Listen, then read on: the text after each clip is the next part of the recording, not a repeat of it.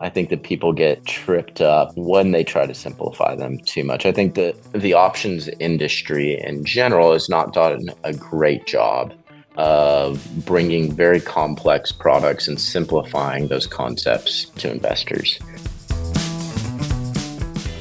Welcome to The Derivative by RCM Alternatives.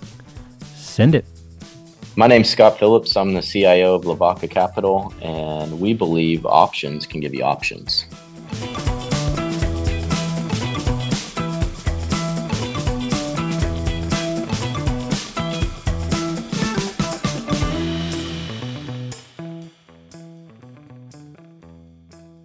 Where are you coming to us from today?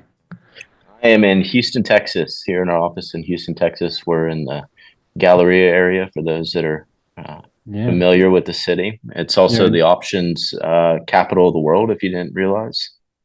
I was about to say you're an equity options guy stuck in a oil trading town. That's right. That's right. So I think some people get confused. They see Chicago on our website every once in a while, and they're like, "Are you in Chicago? Or are you in Houston?" What happens at part of your people like options? What kind of options? Energy options? Yeah. Or people get it down there? So I would say in Houston in general, there is more of a vague understanding of what we do versus, you're in Chicago, like everybody knows options up there. Down here, it's a little bit more off the run. And if they do have any familiarity, it's through typically energy hedging programs that they've worked in some distant past. We even have, it's probably just the people I know and hang out with who were on the floor in the biz, and so they talk deltas all the time of like, what do you think the delta of the Cubs winning the pennant this year are? Like, there's only a 5% delta. I make it to that. It's going to rain anyway, and blah blah blah. Yeah, see, we're more, you're all hat and no cattle. Yeah, all hat, no cattle. Right. So let's dive in. Give us a little personal background, how you got into the world of options, and we'll go from there. Yeah, definitely. So I went to University of Texas at Austin. I'm a native Houstonian. And when I first got out into the workforce, I started my career at KPMG. I worked in energy derivatives. So I was part of the audit team here down in Houston, working on a wholesale power company at the time. That's no longer, I think they were absorbed by NRG 10, 15 years ago now. So kind of got a hunger for derivatives there. I have a kind of a family background in it as well. And so I always knew I wanted to end up in investment management. I started off with more of a technical, kind of career there in accounting, and then jumped quickly over into investment management about 2 years after being in accounting. That's a rare path. I don't think we've ever had anyone that went from auditor to trading. And that's right. Sometimes it goes the other way. They were not so good traders and ended up auditors. Ended up at auditors, yeah. So so call me a rare bird, and definitely not your typical career path. But started out managing some family capital. Like I said, there's some background there in the family, and then used that as kind of my initial capital base to start the firm back in 2014. 2014. Did you have any Enron overlap being down there? No, not for me. Not for me. I did have a little bit with some people that I worked with, particularly at KPMG, but not personally. But KPMG wasn't the one auditing the Star Wars entities. No, it was Arthur Andersen, and a lot of those partners, a lot of those guys left and joined KPMG when Andersen went down. Oh, really? Yeah, so a lot of them, plenty of good war stories there. Yeah, got any that are family friendly for the pod here? Nothing PG. All right. So then started Lavaca, same idea from the start. What was the general genesis of it? We can do better in options. You can do different in options. What was the? Yeah, so just started really with simple, kind of more simple structures in options. So utilizing, a more simple approach of just some simple cover call writing, some simple, hedging around equity portfolios. And then quickly kind of got into more complex option portfolios as the business grew. In 2018, Made first new team member additions. Those team members are still here to this day. And in 2019, made our move into the private fund space, the launch of our first fund, and then into 21 launched our second fund. And those strategies, it's kind of interesting to see the genesis of the business because we started with, or at least I started with much more simple structures. We went to a much more complicated book, and it's been interesting to see the genesis of the business kind of shift back towards more simple expressions of options.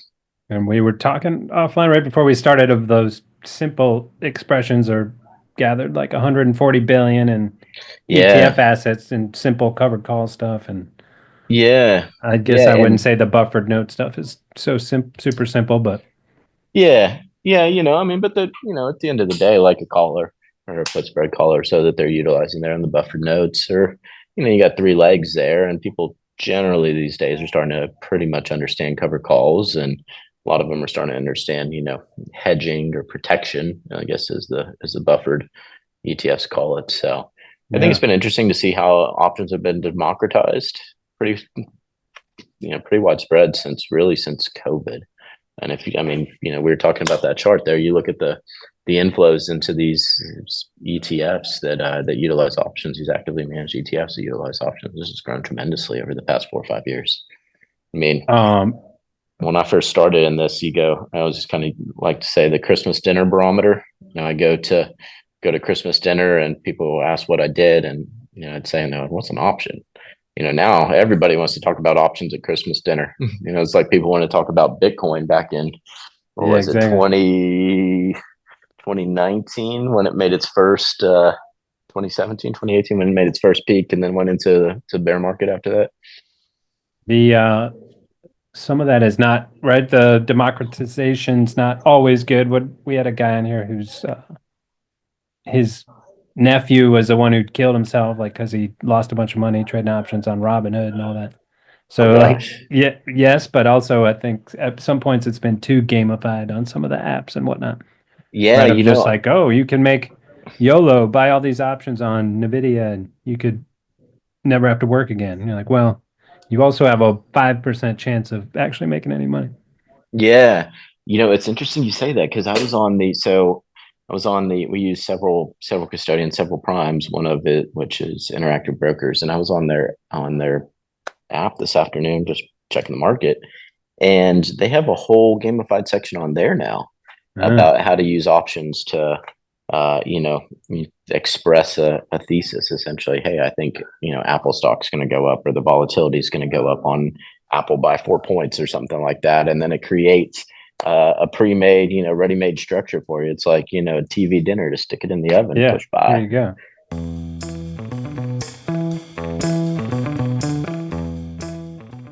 What are the problems you see with that? I mean, the simple answer is it's not that simple, right? Like, just if you Yeah, think it's going to go up, you can't just buy the call. yeah, You, it's never that easy. right? You need to think it's going to go up more than it's already expected to go up. Right, right. Yeah, it's never that easy. Um, I think that I think that people get tripped up when they try to simplify them too much. I think there's two parts to it. I think one, I think the options industry in general has not done a great job of bringing very complex products and simplifying those concepts to investors. Um, a lot of the talk, still revolves around Greeks and, Yeah. second order Greeks and third order Greeks and, Volga and Vanna and Charm and, the, not let alone, Delta and Gamma and Beta and all that. Right. And for most investors, even, the really institutional investors we come across, like that stuff goes over most people's head, unless you're in Chicago, Yeah. or you run an option fund. Like people don't have time to understand or really care to understand what the charm of a 3 month put option on the SPX is. And tell us what charm is real quick while we've Yeah, got you. yeah. So charms the decay of the delta as time passes. Right. How's instead that? of the strike Mm. or of the Yeah, premium, the yeah, the decay of premium, the yeah, the delta. delta, right? Yeah, it's how delta changes through time. And so do you, I guess that's an interesting point. Do they care? Do they not care because they don't have to care? Right? Like, so the institutional guys, they just have a specific idea of what they want to do. Most of it involves hedging. They probably don't need to care that much about the decay of delta over time. Yeah, that's the thing. I don't. Well, I mean, I Maybe. think Yeah. if I was an institutional investor, I would care about the decay of delta over time, because that's going to impact the effectiveness of your hedge, Yeah. right? But just simplifying that, right? You don't need to talk about it in terms of charm necessarily, Yeah. right? You need to talk about it in terms of the effectiveness of your hedge, right? That's a much more simple Right. concept for That somebody to the hedge understand. loses its effectiveness at Thickness this of rate over time. time. Yeah. Yeah, exactly, exactly. So when you started, when you said you went from simple to complex back to simpler, um, was that because you got taken to the woodshed? Like, where most option programs have this kind of historical progression, right? Of they start out great, mostly all are kind of selling, naively selling vol, Hmm. and then they get whacked in some event like a Feb 18 or something, Volmageddon, Hmm. and then they're like, oh, I need to have some filters, I need to have this and that. So did you ever have one of those events, or you just started to see? I didn't. I really didn't. What I did get to was, when you're running, uh, a complex book, multi-line item option book, there's ways that you get surprised, all right? Yeah, Not because you don't understand it, but because when it gets that complex um, and there's that level of, um, you know, I mean, let's say you got what, 7, 8, 9 Greeks, right, per line item, and how those all interact. yeah. You're not, your expectations are not going to be met, like you think they're going to. Which And in so theory, I would that's say, the idea of those Greeks, right? To sum that all across that book and be like, here's my overall yeah, exposure. yeah, certainly, certainly. But I still think um, that things can move outside of the realm of your expectations more often than you expect it to. And so, if you're trying to come up with uh, I think that things become far too complex when it comes time to say offer a portfolio hedge. Um, a lot of times, like the simplest hedge is the best, right? A lot of people want to try to use, maybe they'll try to use a VIX call, Yeah. right, to hedge a portfolio. Well, I mean, that didn't work out great in 2022, right? But just delta, just owning a put delta, especially if it was longer term, didn't matter that Vega didn't expand on you. You got 100% of that short delta in that decline. What would you say to then just do, right? If that's kind of just taking down your overall delta. So instead of being 100% long stocks with a this hedge, why not just go to 80% long stocks or something? Right? Can you Yeah. just Oh, adjust your delta on that side as well? yeah. Just trim your equity portfolio. That's certainly another way you can express that. Yeah. That's Yeah. always a confusing part of the hedging. Like, well, you that's the simplest of all. Just do less. Yeah. Yeah. Yeah. And, in a cash environment where you're earning 4+%, Yeah. it's not, No. it's not nothing. So you have any examples of some of those that caught you by surprise, so to speak? Just like skew movements or what? Um, I would say the level of volatility that we started at coming into 2022, you really didn't have like a spot vol beta kick up until June and September of those years. You had a little bit in January. It was January 24th. I only know that because it's my daughter's birthday. And things always tend to, and we're at Disney World, and things always tend to happen when you're out of the office, right? Yeah. And then you had this massive vol crush in May of 22. If you don't remember that, fixed strike vol got just taken to the woodshed, and then picked back up in June when S&P was down 9 that month. So that lack of spot vol beta, which is somewhat returned though, meaning that we now have spot vol beta coming back into the market, um, was a little bit surprising. Just the amount and magnitude of how it magnitude and velocity of the crush, you're saying? Yeah, correct. Like, I mean, market down, vol down. Yeah, Fixed strike vol exactly. was, I mean, I think, SIBO asked me to write a blog on this. It was, at this point it's 3 years old, but you can go look it up. It's June of 2022, I think it was. I wrote a whole white paper on it. Just how anomalous that period was. And the funny thing is that when we looked at things, we identified that as a period that can be challenging for some types of option strategies. It was very similar to like 2000, 2001. Mm. Um, and yet when you live it, right, Yeah, 20 like something what? years later, you're like, whoa, wait a second. So what?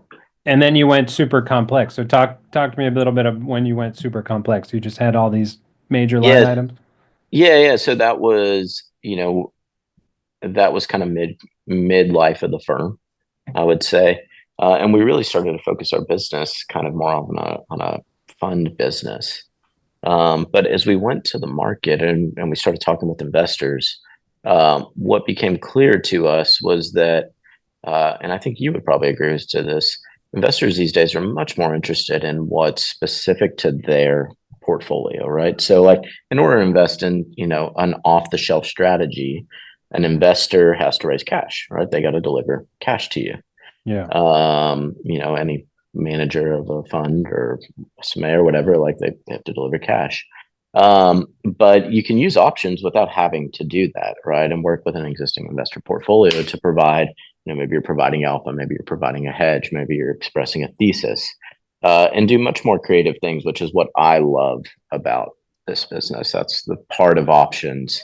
Like I said, we kicked it off with options give you options. That's what I like Yeah. about it. It's kind of like a canvas. Investors looking for something specific, and you can utilize, a vast array of these instruments to create what they're looking for. Uh, And what's an example of like the Boeing execs come and say, "Hey, I've got 50 million in Boeing stock. Can you help me hedge it or earn a yield off it?" Something like that. that's a great, that's a great example. Generate alpha on that position, hedging that position. I think some of the ones that I kind of find interesting are private assets. So how would you hedge a private asset with a public instrument? Obviously, it's a Mm, dirty hedge because there's no direct, you can't buy an option on some yeah. private company. But that's been pretty interesting to me. Some of the mandates that we've worked on there, proposals that we've worked And on those there. are like venture investments or things that haven't IPO'd yet.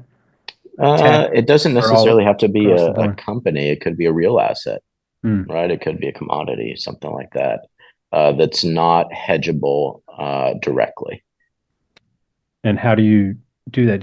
How do you start with that? You look at what's correlated. Yeah. So you look at correlated instruments. You find either individual equities that are correlated, sectors, ETFs. Even if it's just a broad beta, and really dial up to what the client's trying to achieve, right? So if the impairment or the decline in value of some asset's going to impair cash flow to that entity, what can you construct on the public portfolio side, on the liquid portfolio side, Yeah. that gives an offset to that decline in cash flow.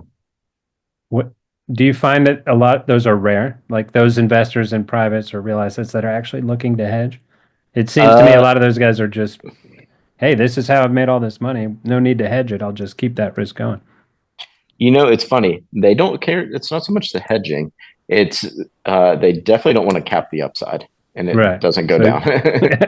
Yeah. So, even in a mature asset, right, or even in a public asset, right, if you have somebody that is very, has owned a public asset for or a liquid asset for a very long time, they are very generated material wealth off of that asset. They're very hesitant to do an override on that, even if it's an opportunistic override. Nothing that we do systematic here.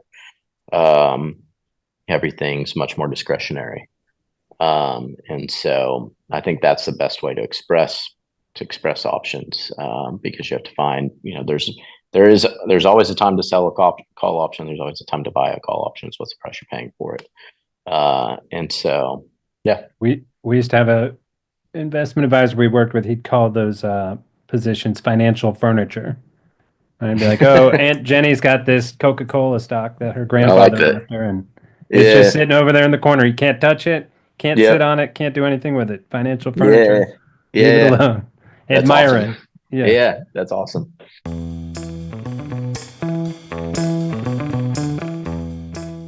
Let's move into kind of the current strategies, what you guys are doing across the firm, and how all that works. Yeah. So um we currently manage about 450 million in AUM. And we do primarily sub-advisory work. We do manage some commingled structures. I'd say about three-quarters of our business, though, and the side that's really growing, is providing kind of bespoke solutions to end investors, either through intermediaries, such as an advisor, or so, or directly to an entity like a family office or so. Um, the uptake of option strategies, we talked about the democratization. One benefit of that is that people are much more interested in the use and utilization of these types of instruments in their portfolios, and they're eager to see how you can provide value. I think that's the main thing that we focus on, is focusing very, very closely on, are we able to add value to the end client? If we can't, we'll tell you, hey, this Yeah. this isn't something that we can work with. Which would be what I'm trying to hedge this Yeah, maybe Malaysian some. palm oil stock or something. Yeah, Yeah. yeah, or if it's a liquid, or the last thing that we want to do is to not have expectations be met, right? And you can't guarantee that. And people, there's always that possibility out there, but as close as possible as we can of meeting expectations with investors.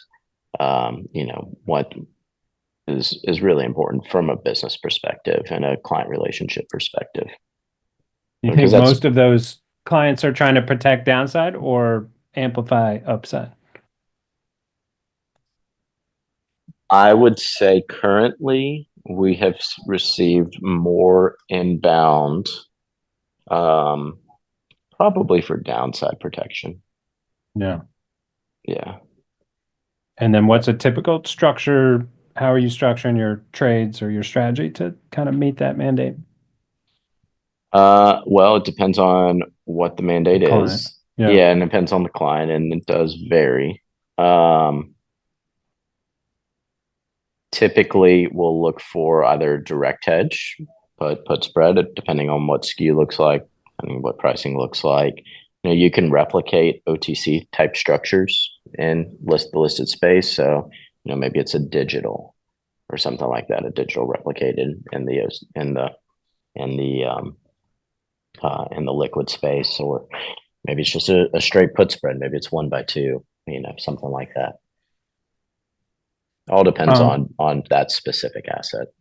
but and then in your funds, would you say there is like a flagship strategy? We do run a specific strategy, although we are limited on what we can speak about from the private side. Right. um, yeah, just from Well, give me as much as you can speak about with yeah. tiptoeing. So we just trying to generate alpha. Our goal is to generate alpha to the S&P.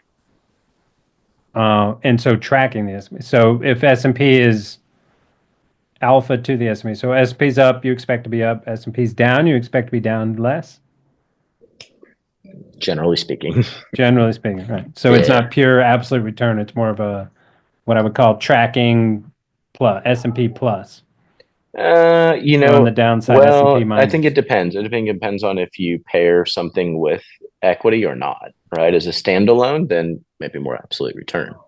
If it's paired with an equity, like looking at the total portfolio, right? If you have an absolute return bucket and you have an equity bucket, and you pair those Yeah. two together, equity's down 30, but your absolute return's up 10, right? Well, your total portfolio is still down 20. Right, right. Yeah. So, where we judge, the value of our basis on, is what that incremental return to the portfolio is. And what do you think most either we could go back to the retail guys or institutional guys. Like, what do you think most people get wrong? Or maybe that's too harsh of a word, but what are they overlooking in the option space, if I anything? think, Or right? well, no, I Yeah. think one thing though that's currently being overlooked is the systematic nature of these ETFs and the explosion of AUM in them. I think the next time we get a a COVID like decline or a Lehman like decline or maybe even a December 2018 kind of style market, which we haven't had, and we had a little bit in 22, but We, a yeah. lot of those August programs took. 5th, we started to have one whenever that Nikkei was down. Yeah, And yeah, that's right. August 5th. But I think the cadence of it has to line up with when these systematic portfolios rebalance, right? So, like, let's say you had all this AUM today in those funds. Well, March 20th, 2020, market's down what 30% from its highs. XYZ, $500 billion of XYZ ETFs that sell, call options, monthly call options, maybe at the money, maybe slightly out of the money, go and rip a bunch of calls, at down 30. Market rips back up into April OPEX, and investors are now capped. yeah. And so their return profile expectation there, something like that is going to happen in the future at some point when those two things line up. And I think that's where people are going to see that the systematic approach to option strategies does not produce the, what do they call it, SEC yield Yeah, that they think exactly. they're getting, right? Because they're just Alternative returning income. capital. They're Right. just Don't you returning think that's kind of capital. a right? They're calling them alternative income funds. They're just Yeah. selling premium, and I don't know if we should be calling premium collection income. Yeah. Yeah. And they're Um, just returning capital, right? I mean, if you look at it, they'll say, if you look at the total return and the price return of the ETF, they're returning capital to the end investor. They're returning them their own dollar, not an yeah. income structure. So those always get me. They always get me. But even You know, maybe they're smarter than us by half, right? Because well, in yeah, your they got a scenario, heck of a lot more money in the right? door. But it's like their worst case scenario, as we just laid it out, is you were down less than the market, and then you were up less than the market, but you're right. So the market ripped up 30 off a down move, and you were only up 5 or something. Yeah, but the up down capture ratio is Yeah, yeah, completely thrown off, right? Because maybe they're down 98% of what the market is. So market's down 30, they're down, 28, yeah, right? yeah, But then market's up 30 and they're up 5. yeah. All right. You know, But that's not a people, that's not a good ratio. that's not a good look. But I feel like the people are investing sort of were like, well, but we lost less, right? And Yeah. it's consistent. The rest of the time, it's consistent. Yeah. Yeah. Yeah. I mean, if you go pull up the charts, it took, I think it was until 23. Um, don't quote me on this, but if you look at the charts on some of those ETFs that were around or mutual funds Yeah. that were around that ran these strategies through 2020, it took them almost 2 or 3 years to recover to their high water mark. When Hmm. equities took what, 6 months. Yeah. And the more insidious problem too is they're having to get closer and closer to the market, right? Like the more that Hmm. come online, the more they're Yeah, trying to sell the calls, the more demand more that's going to drive the supply. price down. Yeah, yeah, yeah. Um, Way more supply on the market that's driving the price down. That's giving them lower premium, giving them lower break evens, all that kind of stuff. And don't get me wrong, like I think there is, I am not in the camp of, kind of uh, the more, what's the right word I'm looking for? I don't want to offend somebody, but I'm definitely in the camp that there is definitely a time to sell a call option.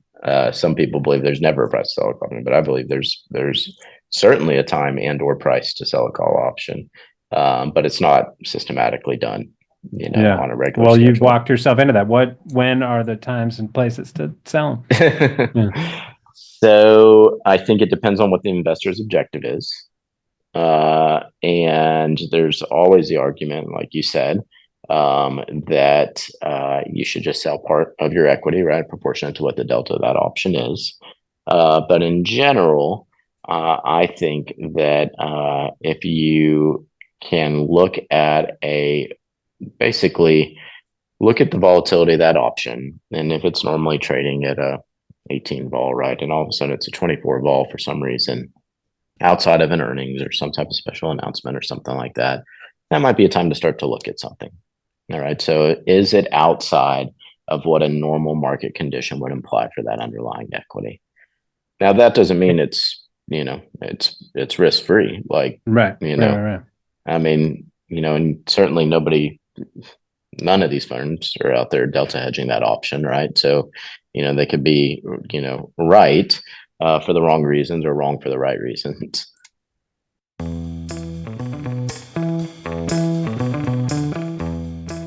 And what's your take on all the increase in? I mean, this has become less and less talked about, but zero DTE, all of that volume that's happening in the index option space, that's a good thing for you? Uh, doesn't matter. So we do trade a decent amount of zero DT. That market's gotten much more efficient, but there's still pricing anomalies there. I still think that Hmm. there is a price anomaly in the zero DTE space, but it's not, and it kind of widens and skinnies up at various periods. In general, zero DT fully came online in what, May of 22, June of 22, when they listed all 5 days. Yeah. And that's kind of how I define zero DT, that you could do one every day of the week, not Right, because Monday, there was Wednesday, always Friday. zero DTE. You just had to trade it Yeah, you had to trade the it on Thursday, specific day. right? Yeah. Yeah. Yeah. So that's kind of my definition of when real, 5 day a week zero DT came online. And I've seen that market get a lot skinnier. Now it's also possible because we were trading in a 2030 VIX environment most of 2022. Right. Right. So, you look over various periods, when realized vol's been trading, into the low teens over the past month or two. And some of those premiums start to look like what they did back in 22. Not quite there. I mean, they're still lower. Um, but as realized vol picks up, they generally tend to follow realized vol. Which makes sense. That's like Yeah. what they are. If it gets realized, Yeah, you're going to realize yeah, that yeah, day. exactly, exactly. And who do you see as the main players? And there's a retail or institutional? I think institutional does a ton of it, Yeah. but you've seen a decent adoption of retail ETFs utilizing them. So, like, there are some zero DT put selling funds out there, call selling funds. Um, they typically do at the money. I think one of them does like 1% in the money call or 1% of the money call option. They express it by selling a 1% of the money put option. But even that, it's a little bit different when you're selling that put versus call because of the carry environment we find ourselves in, what, 7 years ago or, 4 years ago, you didn't really have to worry about much of the difference in carry because rates were zero. Now, Right. there's, you're looking at the money put in SPX, and an at the money call in SPX, and there's a $1 to $2, difference there because of the carry and that call. Hmm. So you don't see any problems with zero two, like 2 years ago when it became, everyone was talking about, right? It was like, this is going to cause a big crash. There's going to be liquidity problems. Do you see that, or it's a balanced book and it's just is what it is? It's just instead of once a month, now we have it every day of the week. Yeah, I think we have it every day of the week. I mean, look at the flow and look at the volume. I mean, you'll trade, on a single line item, they'll trade 70, 90,000 SPX, Yeah. Hmm. and they go to this similar, it's interesting watching that flow throughout the day and watching the market react at those levels, and how the market trades around those levels where primary volume is.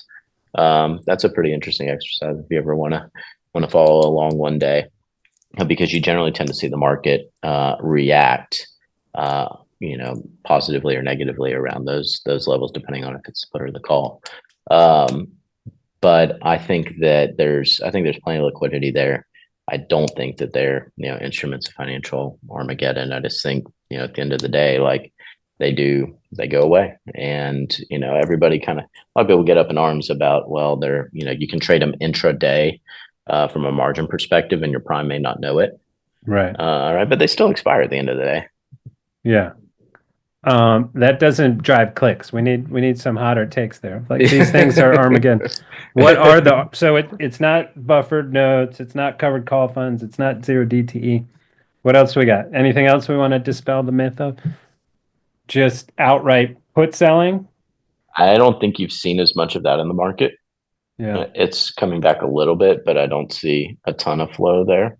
I think it's primarily on the call side, right? Or it's synthetically, covered calls through selling a put. They're selling it in the Right. money put.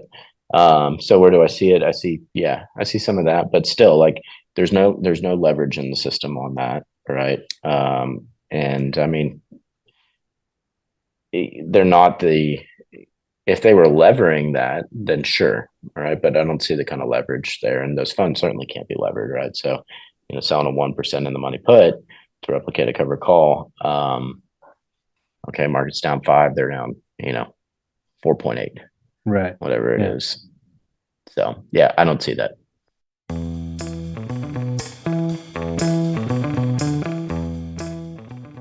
So you said you're mostly all discretionary, or it's all discretionary?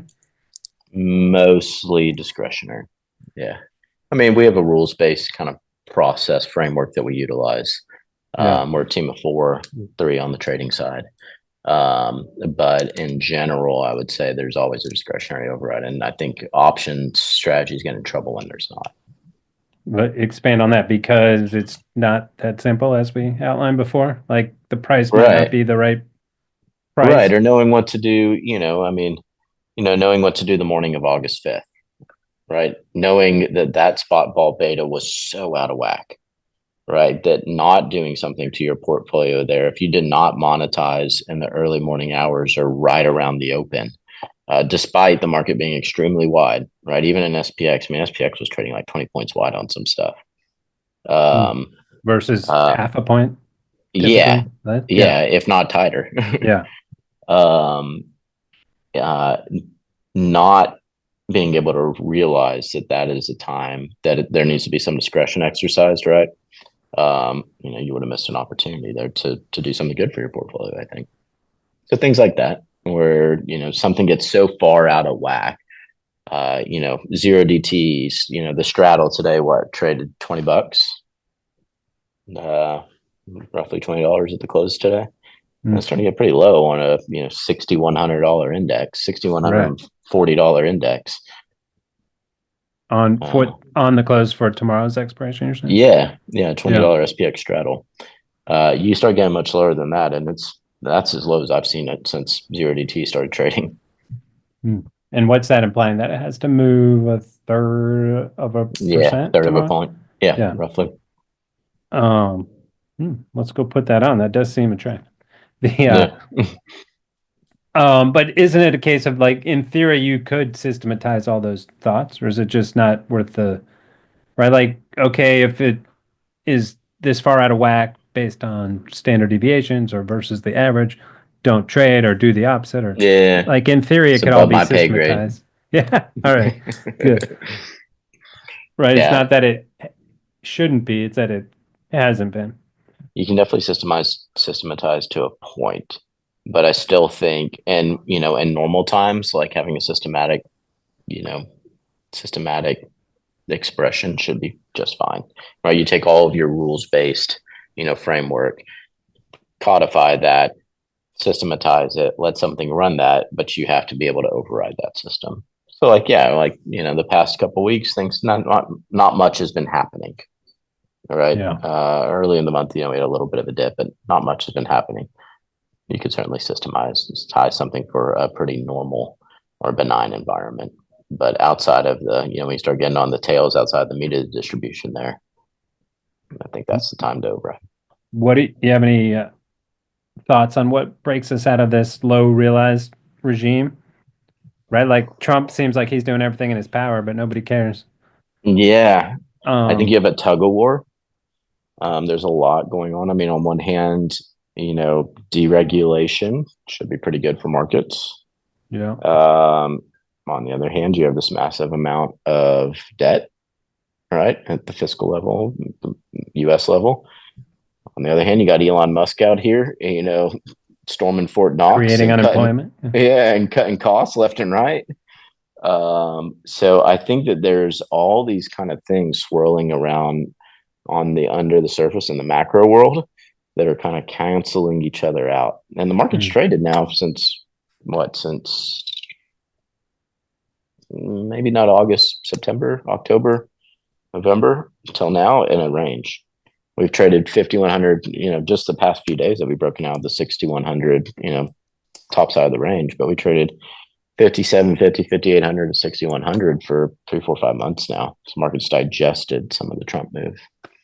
Right. Or is everyone traders are just like, don't stick your neck too far out one way or the other?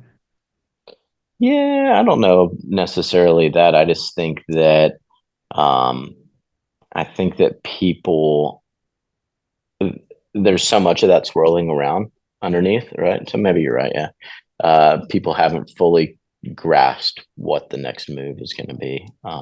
Right. So it's I don't know, in but at the same absence of, time, yeah. I was just gonna say, like at the same time, we're consolidating at the top of of a pretty large range here, on a after a massive run. Over the past 2 years, what it's been since the 70s since the market's been up this much back to back, 23 and 24. I think I saw a stat somewhere that it was 73 or something like 73, 74 since we had that type of run. Again, I have to go and look that one back up. But that's a big run. That's a big move. It's an anomalous move. And what are your thoughts on NVIDIA, Mag 7, huge concentration? Like all of those stats are that basically that hasn't been seen since 2000, 2001 as well. Yeah, but you have a lot of dispersion there. I think. Like, look at those 7 names. I mean, Microsoft's traded, it's 15% off its high set last summer. Mm. For 9 months now, it's traded around 400, $420.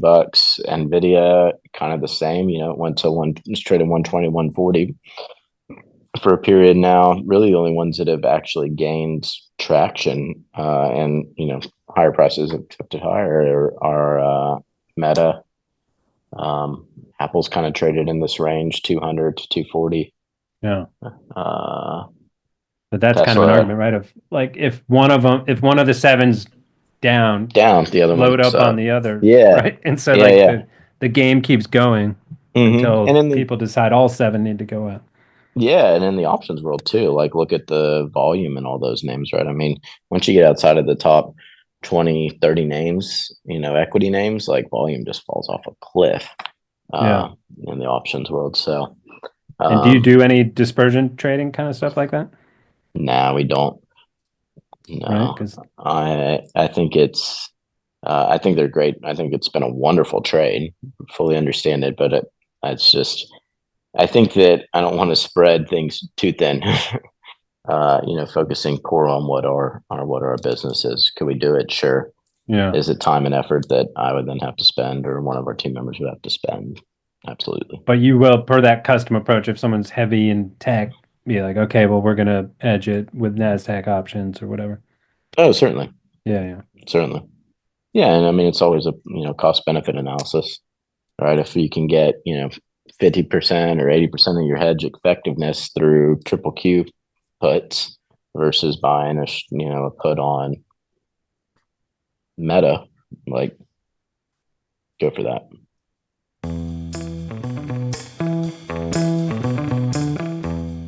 We got one last segment we'll do for you then here. If you could travel back in time Mm-hmm. to any big market event, what would it be and how would you trade it?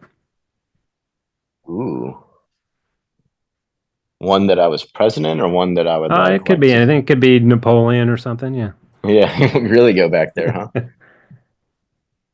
That's the, I Oh, think that is the, I don't know if it's truth or rumor of Rothschild, right? The Rothschilds in Europe had a carrier pigeon. This was like the first ever high frequency trading. So someone witnessed that Napoleon had lost, sent back a carrier pigeon to England, and he knew that before and was trading based off that knowledge. yeah. So one that always thought is super interesting, is when the Hunt brothers traded the silver market. Yeah. No idea how I trade it, but would have loved to have been in the The room on mother of that. all short squeezes. Yeah, yeah. Yeah. But Um, that's interesting from an option standpoint, right? You would think the obvious answer would be buy calls, right. but perhaps not. I mean, they're like so Yeah, I mean the expensive. ball was so out, so blown out. Yeah, You I've know. seen that data in the internet bubble crash, Hmm. I think the best trade was selling puts, Hmm. It right? was. You would think you'd be like, oh, the market was Nasdaq was down Hmm. 70%. Like buying puts would have been the best, right? Hmm. My naive brain just immediately Hmm. goes, oh, you buy the puts. Like Yeah. you knew it was going to happen before time and ahead of time. You could have bought the Yeah. put. Yeah. Yeah. I've talked a lot about that with one of your good friends, Jason Buck, Yeah. who talks about, trying to hedge something, buying puts and losing money on that too.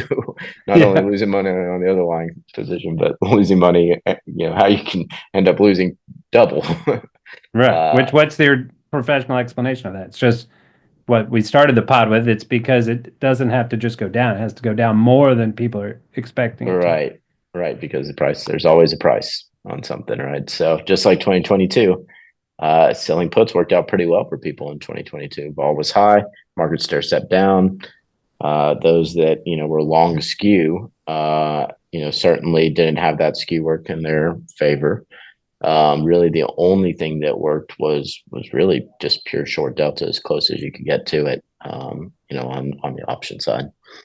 But if you Yeah, had any vol sensitivity in 22, I think the it one was year put, right? rough. If you bought it at the end of 21 Hmm. or D's 22, like basically at in the end of Yeah. the year there it was flat to down, even though the market was down 20%. The at the money put. I think so. No, the 20% No. out of the money put. Oh, yeah, yeah, yeah. The 20% out of the money. Yeah, Yeah. yeah. So No, you'd the at think the like I money. nailed Yeah, it. I got right. I nailed yeah, the I yeah. thought the market was going to go down 20%. I bought the 1 year 20% out of the money put, Hmm. and you're sitting there at the end of the year going, what happened? I made no money. Right, right. So all of that to say, I'm teeing you up to say, well, that's why you need a professional in the option space. That's right. Give us a call. All right, Scott, I think we'll leave it there. And now I got to put my the Houston rodeo on my. I went to the Fort Worth one once. What's that called? The Okay, at the stockyards. yeah, Yeah, yeah, sorry, yeah. Cowtown. You make it down to Cowtown. Houston much? Or No, Texas? not No. in a while. Well, Usually Austin or whatever. you're in So when Chicago, you right? yeah yeah. So you went Houston, college in Austin. Have you ever been north of Austin, or that's it? You just North of the Mason-Dixon line or something. yeah, I just did an stayed in there. internship in New York. Thought it There was you too go. cold. I was there when the plane crashed in the Hudson. Oh man, I was looking out the window watching it floating around out there. Sully, what was his name? Yeah, Sully Sullenberger. Sullenberger. Tom Hanks. Yeah, yeah, yeah. Tom Hanks. All right, Scott. Good chatting with you, and we'll talk to you soon. All right, appreciate it. Good luck with everything. All right, thanks.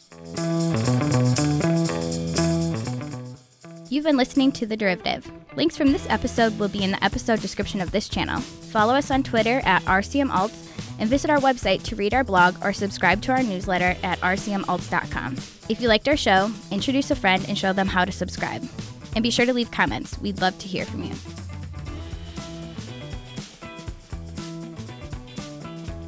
This podcast is provided for informational purposes only and should not be relied upon as legal, business, investment, or tax advice. All opinions expressed by podcast participants are solely their own opinions and do not necessarily reflect the opinions of RCM Alternatives, their affiliates, or companies featured. Due to industry regulations, participants on this podcast are instructed not to make specific trade recommendations nor reference past or potential profits, and listeners are reminded that managed futures, commodity trading, and other alternative investments are complex and carry a risk of substantial losses. As such, they are not suitable for all investors.